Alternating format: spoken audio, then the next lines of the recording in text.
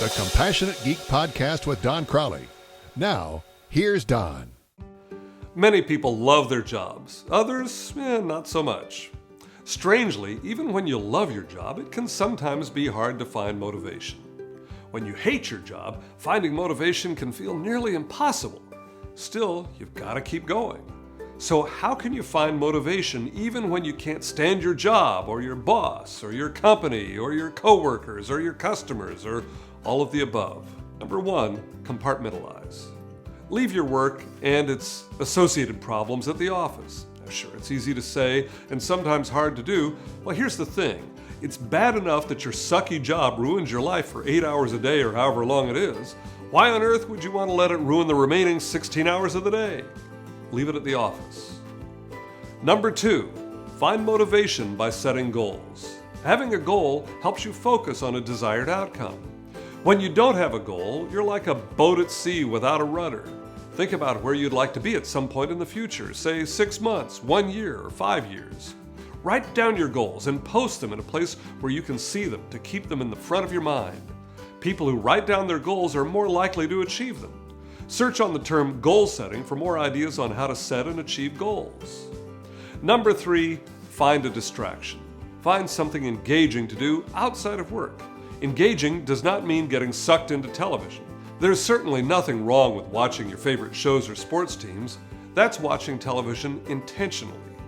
It's a whole other thing, however, to mindlessly sit in front of the television, clicking through channels, getting sucked into a digital landfill of infomercials and reality television.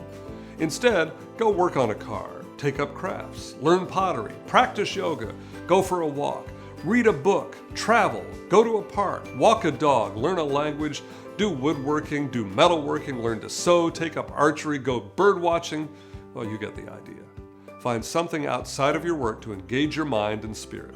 Need help figuring out what to do? Search on the term how to find a hobby or interest.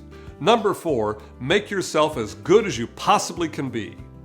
There's a recurring theme here at The Compassionate Geek. Recall the Competence Charisma 4-quadrant model.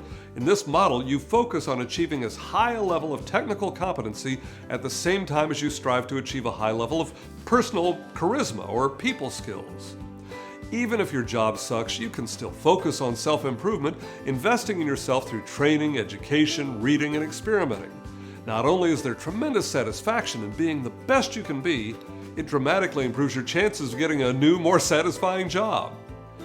Number five, find motivation by surrounding yourself with positive people and influences. I read an article in which the author talked about how highly successful people avoid negative people. It's certainly been true in my experience that negative people suck energy and darken the mood of everyone around them. Find positive and uplifting people and experiences to provide a positive influence on you. If your circle of friends includes people who like to shout, argue, and put others down, find new friends. In my own life, I've dropped relationships with former friends who were negative influences on me. Want some help on this? Search on the term how to find positive friends. Number six, volunteer. Volunteer to help others, whether it's working with homeless people, mentoring a high school student, or helping at an animal shelter or any other form of volunteering. It's good for the soul. It helps us refocus our energy away from our problems and onto the act of improving our world. Volunteering broadens our worldview and helps us become less self-centered. And number seven, keep your act together. A bad job can manifest itself in other areas of your life, such as with alcohol and substance abuse, marriage and relationship problems. When your job is bad, it becomes even more important than usual to keep the other areas of your life in good shape. Be sure to keep communication lines open with your spouse and close friends. Be careful about seeking solace in alcohol and other mood-altering substances. And go for walks outside to clear your mind and keep your body in good shape. For more ideas on how to improve communication and customer service skills in your IT organization, bring Don's one-day IT customer service training seminar on-site to your location for your group, small or large. Visit www.doncrowley.com for the course description and outline. Or pick up a copy of Don's IT customer service book, The Compassionate Geek, How Engineers, IT Pros, and Other Tech Specialists Can Master Human Relations Skills to Deliver Outstanding Customer Service. Available in Kindle and paperback editions through Amazon and other resellers.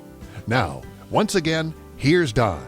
There's no question that it can be difficult to stay motivated when you're in a job you don't like.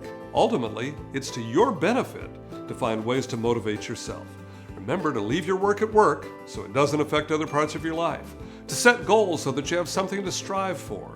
Find a distraction to keep you engaged. Work on yourself to be the absolute best that you can be. Surround yourself with positive influences and avoid negative people.